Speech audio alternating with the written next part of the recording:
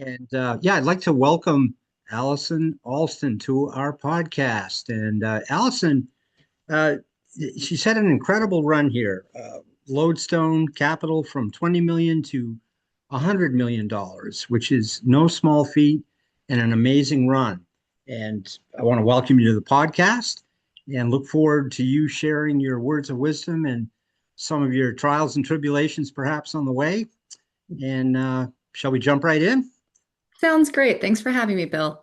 Oh, you're welcome. All right, there we go. So, um, why don't we start at the beginning here? What originally pulled you into real estate and get you started on this incredible run that you've achieved here?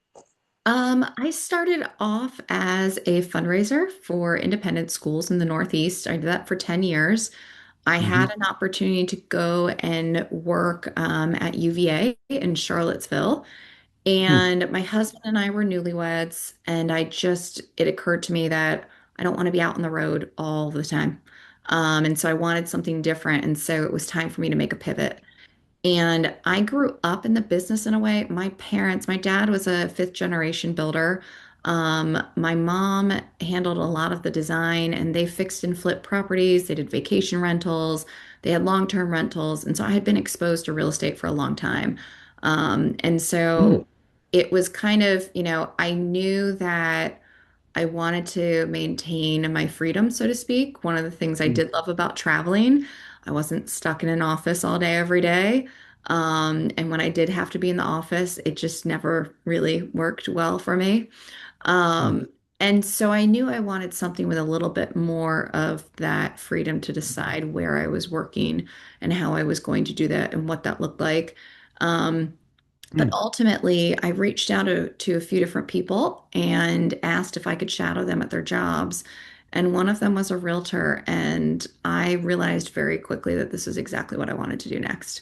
And so I went about, my husband and I decided this is a great opportunity for us to relocate. I had always wanted to be back in the Southeast. I came down for college and I loved it. I wanted warmer weather. I was over the winters. Hmm. And Hmm. so it created an opportunity. And once we settled on North Carolina, I went about getting my license and then joined Lodestone as an agent on the original team. Nice, nice. Now Yeah. you spent about a decade in fundraising before transitioning here. What was the moment that made you decide to switch? What was that like for you? Really getting that job offer, I had an Hmm. incredible opportunity. And I realized I didn't want it. And it was Hmm. something that I had been working for, and I was already in the top position that existed within the independent school realm. And Hmm. so I had no upward momentum left to go. Hmm. Hmm. And I was 30 years old. Hmm. And so I kind of was thinking, well, am I really going to do this exact same thing for the next 40 years? That just doesn't really, I'm really big about growth and learning and that being a continual process. And so I just couldn't picture myself doing that. And so college seemed like that next step, but it came with me being on the road 5 or 6 days a week. And I didn't Hmm. want that life. When I was in my 20s and got started in fundraising, that was my life. And it was a lot of Hmm. fun in my 20s. But now I had my husband, and I was like, I don't want that kind of relationship. That's not what I want my marriage to look like. Um, Hmm. so that was where I knew, all right, something's going to have to change. Um, and being in Charlottesville, and it just reminded me of how much I missed being in the Southeast. And so that's when we kind of started that conversation and started digging into, well, how do we get back down here? What does that look like, right? And how do we make this transition happen? Hmm. Hmm. Hmm. All right, you chose family over a career path Mhm. that didn't put family first. Yes. Yeah, yeah. Good for Larry. you. All right. And it Hmm. ended up in one that's probably not much better, but at least I'm home physically. So, Wonderful. Yeah. So important. I have a 10-year-old. So there you go.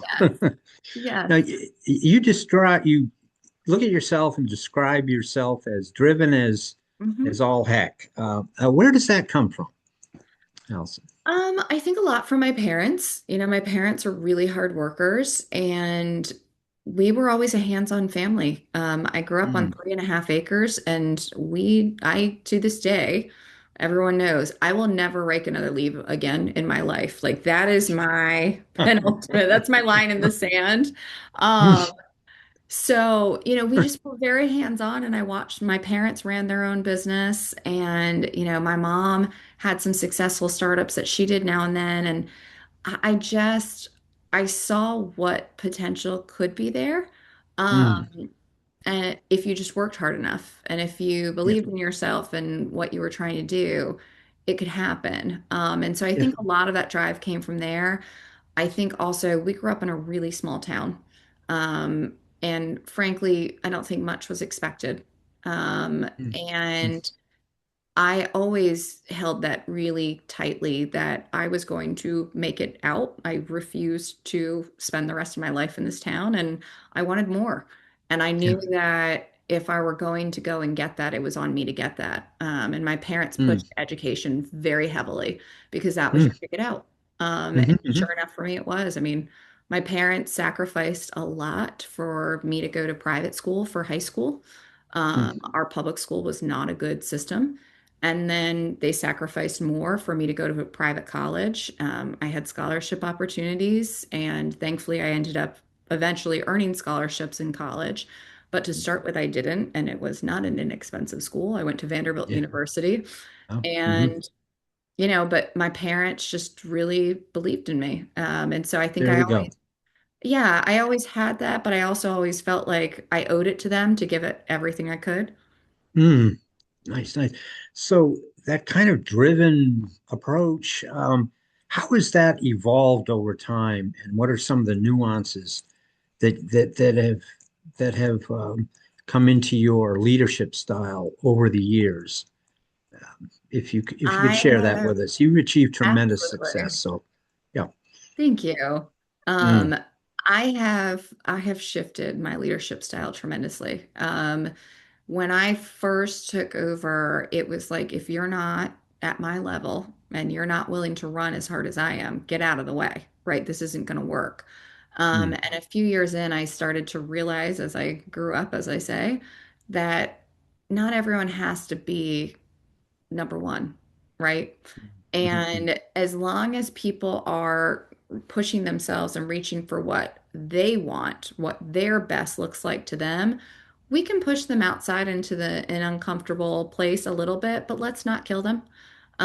Because just because it's my dream doesn't mean it's theirs. And so I think starting to accept that everyone's dreams and goals look different, right? And embracing that and encouraging that, that's been a big change. I think the other big maturing point for me is I am stubborn as all get out. And I have never heard my family will tell you I've never heard the word no. I think that's an adorable word. I'm like, that's Mm. really cute. I didn't really hear that. I'm not going to listen to you. If you tell me Mm. no, that just pushes me to go, yes, I'm going to make this a yes. And I've learned eventually, it took me a while, but I've learned not every no has to be a yes. And sometimes the opportunity lies in getting that no, and Right. redirecting and pivoting in a different way. And so Mm. I think that's been a big shift in my leadership. And, my girls will tell you I'm still stubborn. Um, we had a interaction, we'll say recently, where another realtor was not speaking very kindly about one of the agents on my team and her abilities to a potential client. And I just said, you know what? You can get mad or you can get even. And I said, go and show this client what you're about and win the listing. And she did. And she not only Mm. won it, she sold it in record time and Mm. it made the seller very happy. And to me, that was like the most exciting thing ever and the biggest win for me as a leader. Seeing Mm. her step into that and stand her ground and build her confidence and then gain that trust and the respect of that client over a much more seasoned agent. I was like, Mm. this is exactly what I'm talking about. As long as you believe you can do it, you're fine. So don't Nice. let that negative self-talk from somebody else get in the way. There we go. All right. Well, here we go. I mean, you scaled your business from $20 million to over 100 million, a five-fold increase. Mhm. What were the key drivers behind that growth, Alison? Number one was someone telling me I couldn't do it. Um, yeah. So this is one time where it paid to listen to the no and say, I'll show you. I was having lunch with two gentlemen who I respect tremendously, to be clear. But they were at a different brokerage and they were trying to recruit me over. And I didn't like the terms of the recruiting. And they're like, well, what you're asking for is for a big whale. And I sat there and I looked them in the face and I said, I'm going to be doing $100 million next year. They're like, that's more than doubling your business. Nobody can do that. I said, watch me. And so when I did, I sent them a lovely little thank you gift. And just a thank you so much for not believing in me because it just pushed me to believe in myself more. So that was a big thing for me because I am a little stubborn like that. Um, Mm, but in all seriousness, I think for me, the biggest thing was as I came up in this business, I was very fortunate to be surrounded by top producers from the beginning. mm, And so I kept seeing them hit these milestones, and that would be that new goal that I'd set for myself. Well, if I'm going to be a top producer, then this is where I'm going to be. Right. And mm, so mm, there kept being that new hurdle to clear. Um, mm. and for some reason, I just decided that 100 million was what would be that number. And I didn't want to do incremental change anymore. I wanted it to be big and I wanted to Yeah, get there. yeah. I wanted to prove to myself and to our real estate community that I had this and I was actually where I was meant to be and when I was meant Mm, to be there. Um, mm, and so that kind of became the driving factor. I also really take seriously what we do for a living. It's the largest financial investment for people. And I've kept running into situations where people weren't taking it as seriously as it should be, in my opinion. And so I thought to myself, well, I can get upset or I can get out and get in front of more people and help more people. And the more yeah. people that Mm, I'm helping, the fewer that there's the opportunity for them to have this happen to them. And mm, so that mhm. kind of pushed me. Nice. Were there systems or other decisions such as that amazing no that you turned into massive success? Other systems or other decisions that also had huge impacts on Mhm. your achievements here? Yeah, I mean, the number one system is support, right? I have an incredible family. Mm, My husband, my parents, my sister, they're all very supportive of what I do. When I was going through that growth journey, I was not as present as I would like to be. But they all knew this was a phase in life that I was going through, and I'd come out the other side and we'd find our new normal, but like this is what I really wanted. And so they supported me going after that. I have an incredible team of women that I work with. mm, And one of them in particular, my colleague Jess, I mean, she's my right hand. And there's mm, no way I would have gotten there without having her by my side because every step of the way, whenever I needed her to step up and meet me somewhere, she was already there. Um, mm, so that was big. And the two of us put into effect a lot of tech systems on our back end that were replicable, right? It allowed mm, us to move at the pace we needed to move to hit those numbers. It allowed mhm, us to replicate those processes and put them in place for other agents so that the agents could come with us. mhm, And I think that was probably the biggest components of it was having the operational human support and then also having the right tech pieces in mm, place and mm, utilizing them efficiently to make sure that we could work smarter, not harder. mm. Anything you do differently if you started again here? Um, I would do I would do a few things differently. Number one, I would have come to eXp Realty as a brokerage a lot earlier. It would have saved me a ton of money. So that would have been great. I think I had a big misconception based on how it had been introduced into my market as to what the company was about.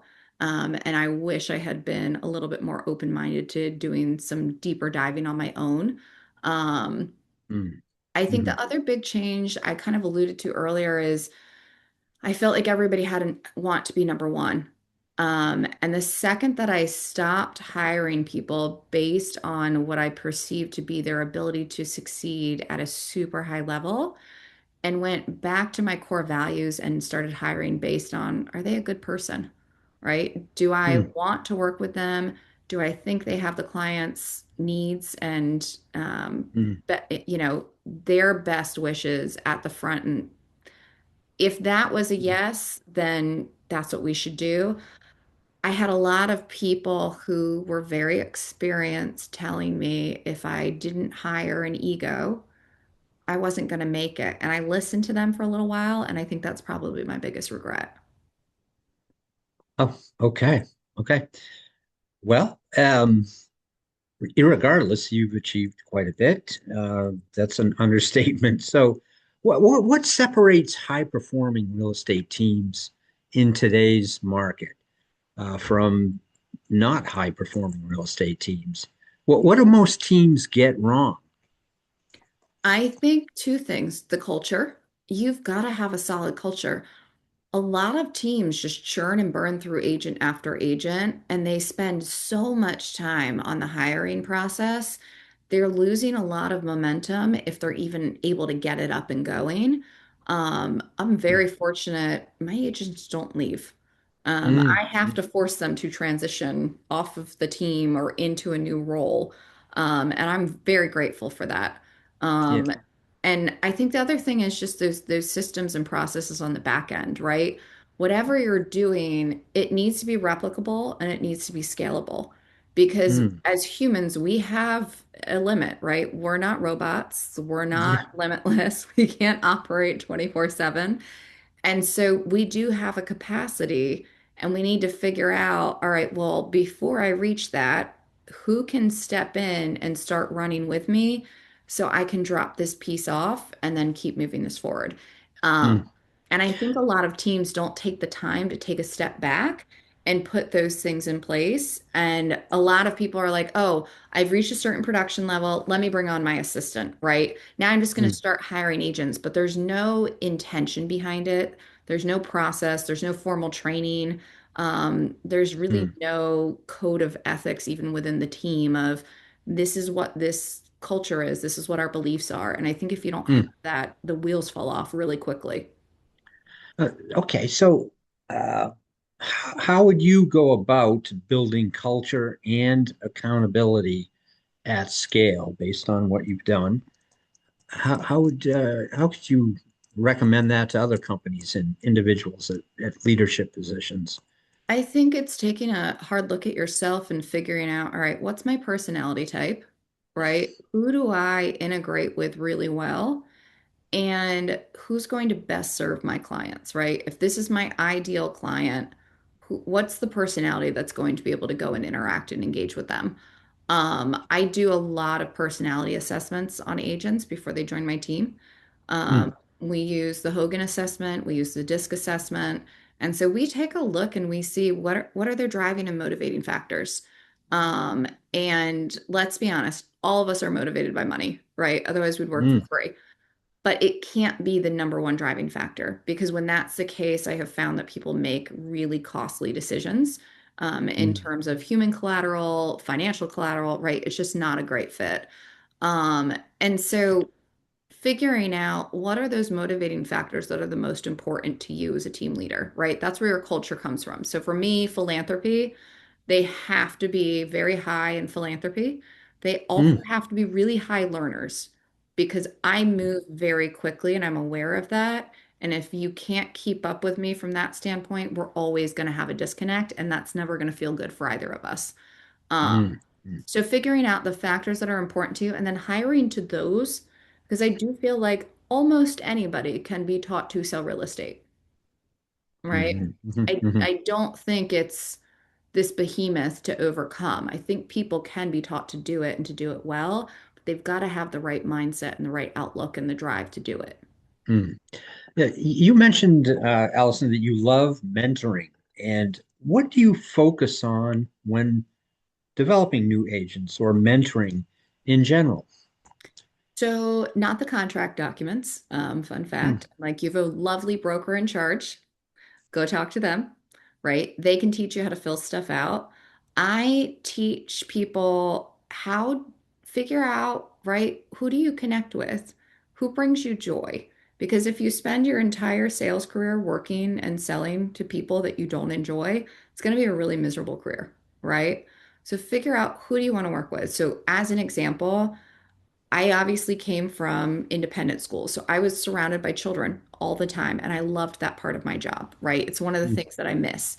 And so I tended to work with families, right? Those were kind mm, of my ideal clients, had children, and I would mm, get to know their story and we would engage, right? I wasn't looking for somebody who was just like, open the door for me and let's go, right? Not my person.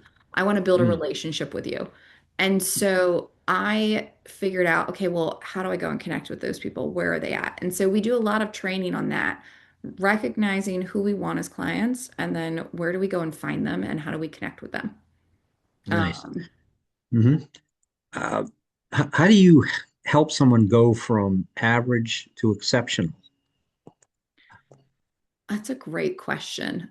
Mm, I think as mentors, we can give them the tools, but ultimately, I think it's up to them. And a lot of it is mindset. I deal with a lot of newer agents who have been at it for a few years and their mindset's broken, right? They're exhausted, they're feeling the burnout. And we have to take a step back and look at, well, what brings you joy and why aren't you doing any of that? mm, Um, mm, I mean, I think that's a really important thing that people overlook, and yet it seems so simple. And mm. I'm a big proponent of reading. So I have quite a few books that I recommend based on where they're at. Um, but I think ultimately it comes down to them being willing to change, being willing to be coachable, Yeah. and wanting to stop playing the blame game, Mm, and start really accelerating, and being willing to put in the time, because right. I real estate's not particularly difficult. It is a lot of work though, and you have to be willing to commit to it and be consistent, and you've got to deliver. And Mm, I don't think mhm. everyone's really truly set out for what that looks like. Yeah. So you have deep exposure to construction and renovation. How does that give you an edge with clients specifically? That has been the best thing that my dad ever instilled with me for this career, because I can walk into a house and tell you if it's lipstick on a pig right away. And my clients love that and appreciate it, because the biggest fear that people have in real estate is that they're making a mistake, right? They're making a bad investment. And even if it's a home for them to live in personally, it's still an investment and the largest one they're likely to make, right? Mm, So, how do we get rid of that fear? Well, okay, I'm walking through this house with you and the floors are going like this. So, I can't tell you, because I'm not a licensed contractor, exactly what's wrong, but I can tell you something is wrong with this foundation. So, we can get mm, an expert in here to take a look at this and figure out what it's going to take to fix this, or we can move on, right? Those are your choices. Um, mm. but I think it helps give my clients confidence and peace of mind in moving forward, that no house is perfect, right? It's the Yeah. living, breathing thing. And I explain it to Yeah. people, even brand new construction. I oftentimes will find more wrong on new houses than I will on some of the older ones. I've seen Um, it too. yeah, Yeah. so Um, but we Yeah. have those conversations and we talk through it. And I think that gives them that peace of mind of knowing, even if something comes up, I've got people to help them find the solution, Mm. and know that they can move forward and they're going to be okay. And it's still going to be a great investment.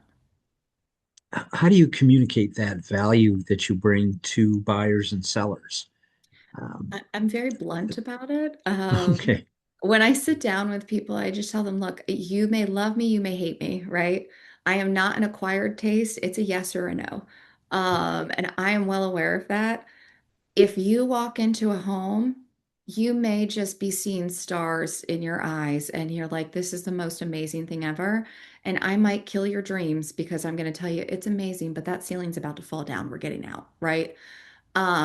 And you may not love me in that moment, but I am confident that when you take a step back and you're out of that, you will love me and you will appreciate that honesty and knowing Mm. that we just avoided a really big potential issue. Mm, Um, yeah. nice. So I'm shifting gears a little bit now. What are you seeing in today's market, Alison, that others might be missing in what we're experiencing right now in today's market? I think in today's market, it's just a hyper awareness that's necessary that hasn't been before, right? You could follow pretty concrete trends and cycles in the past. We're in a constant state of whiplash and really have been for the last two-ish years. Um, Mm, and I think people trying to predict markets is a fool's errand. Um, mm, and I think it's just important to remind people that you really got to dig in and know the data, right? There's a lot of science and data behind real estate. It's not all emotion, but emotion does play a big part. Um, but if you take the time to work with someone who takes the time to know the data, that's a big thing. And one of the things that we're seeing that a lot of people aren't talking about is in Charlotte, we are still listed as one of the hottest real estate markets in the country, right? Report after report comes out how hot our real estate market is. They're not wrong. It is still a hot market, but it's not a hot market everywhere. And in certain mm, price points in certain neighborhoods, we're actually down significantly in the value of mm, homes. mm, And so I think a lot of people aren't looking at or acknowledging that storyline. mm, I think they're still in the mindset of it's Charlotte and everyone's going to keep moving here and we're going to keep growing and it's all going to be fine. And it will, right? mhm, mhm. But not for everyone. And people need to drill down deep into that data and have an experienced person by their side that knows the Yeah. market. Yeah. Um, what should agents or investors be paying attention to right now? Agents and investors. Investors, I think, need to get back into the Charlotte market because there's a lot of opportunity to be had here right now. Even at some of the higher price points, right? There are neighborhoods where things are still going with multiple offers for sure. There's plenty that aren't. And I Yeah, do think that Charlotte will continue to be a solid place to invest for many years to come because of yeah. that relocation. So Hmm. I think Hmm. this is the best opportunity they're going to have for a while to get in at a lower price on some of these and get those opportunities. I think Hmm. for agents, they need to do a really good job of understanding the data and being able to dig into the different markets and say, okay, here is what your home is worth and why, right? And actually knowing that information. I'll give a great example. We just won a listing. The agent that had met with the seller before us gave her a price for the house that was over $115,000 less than what the market value was. And Mm. she shared the number with me. And I said to her, all frankness, if you're willing to sell your home for that price, I'll buy it off of you because I'll turn around and flip it and make my profit the next day. And she kind of laughed, but she shared with me the data that the agent had pulled. And I could tell this is a brand new agent based on the way this was put together. They ran comps, but they did it on the neighborhood as a whole, and they didn't break it down to the specifics. She had a ranch, right? It's not a two-story. It's not going to comp the same. They didn't really Yeah. take the time to drill down and figure out the specifics of it. Mm. And so Hmm. because of that, their price per square foot was significantly lower than it should have been. And so I think for agents, if you don't know how to dig down and do that, go online, take a course, find a mentor, right? Find somebody who can help guide you through this stuff because you do not want to be wrong, right? You don't No. want to cost people money on either end, right? By over or underpricing. Hmm. Hmm. All right, here, Allison. What stands out through this whole podcast here is not just the scale you achieve, but your mindset and your discipline behind it, and that's what people really need to hear. Um, could you share with people how they can get a hold of you and your company? Sure. Mm. You can find us on Instagram at Lodestone REI. Otherwise, you are always welcome to email me, Allison at lodestonerealestate.com. I'm happy to help connect people, and we're always looking for great new members for our team as well. Allison, thank you so much for being on the podcast here today, and I wish you all the best in the future with your successful company. Thank All you, right, Bill. thank You you. have too. All right. All right. So that's a wrap there. Great. And Allison will send you snippets as many as like I can tell already. We're going to be able to pull out quite a few, Okay. and you've got some great quotes in there, and you don't mince around when you're saying something, so that makes it Like I easy. said, some people love me, some people hate me. I'm very transparent. I'm like, you get what you get. Yeah. Yeah, there we go. And we'll also send you the full podcast. If there's anything Okay. in there you'd rather not have, just let us know. And we can do a follow-up if you prefer something, the snippets we can tailor towards a certain area of your business if that's helpful for you. But this is incredible wisdom and experience that you're sharing with people kind of coming up the ladder at any age. And you've got the experience behind everything that you've done to make this extremely valuable for anybody to hear this. And I hope this goes well in your social feed. I'm sure it will. And we could do a follow-up if you prefer on this to see how you like your snippets or to discuss anything further. I also do AI integration into companies as well. Mm-hmm. And, we've been able to help different companies with certain aspects of their AI or full help if they want that. And so that's available as well too. Okay. I mean, Yeah. we're pretty well integrated at the moment. We've Okay. been using AI for almost 3 years in the business now. Hmm. Um, You're ahead of the curve. I actually like technology. Hmm. It was one Hmm. of my jobs when I used to work at the school because we had such a shoestring budget until I got to Connecticut. And so I had to kind of be everything marketing. And so social media was just coming onto the scene, how to learn all of that stuff. I can actually do coding for websites. And so I kind of got to a point when AI started being whispered about, I was like, okay, we've got to look into this. So we just kind of started small and Hmm. did the chat bots. Now we have some callers that we work with, and now it's kind of fully integrated across a lot of our platforms. So it's automating a lot of the tasks and things Nice. that we Hmm. do. And I no longer have a full-time assistant. I have an AI assistant. Um, Hmm. Hmm. I've named her Susan. She's lovely. Okay. All But yeah, right. yeah. Maybe you had seen the report from Morgan Stanley that companies that do not have it integrated across their platforms they're taking an automatic 25% cut in their value. So even though I'm an older person, um, I I know which way the wind's blowing. So, I am like age is but a number. yeah. I just turned 42 and one of the people in my life was like, "Oh my God, life is halfway over." And I was like, "What are you talking about?" And he was like, "You're officially middle-aged." And I said, "Okay, well that's awesome." And he was like, "What are you talking about?" I said, if you look at the first 42 years, the first roughly 22 of them were kind of out of my control. I had to do the school thing. It took up a lot of time. I'm like, so I've really only had 20 years to get shit done. I said, so you're telling me I've got at least another 40? I'm like, that's great news. I'm in. Let's do it." And he was like, that is a really strange way of looking at things. I was like, well, it's that or it's halfway over and the end is coming. So I'm going to go with my route, but thank you, Yeah, there we go. There we go. Well, I plan on living to be 115 Good for and you. imparting wisdom wherever I can in whatever form I can.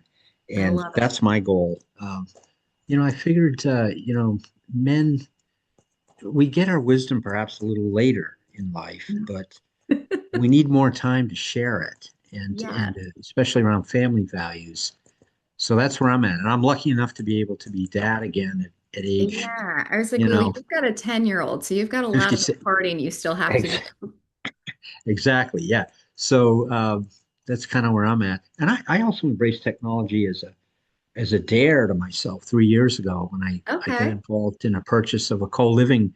Well, it was a single family home, but I turned it into co-living uh, Okay. to to try and do something. The younger people now are faced with just so many barriers here, but it's been Yeah. successful, and it's because I said I'm going to make the technology work.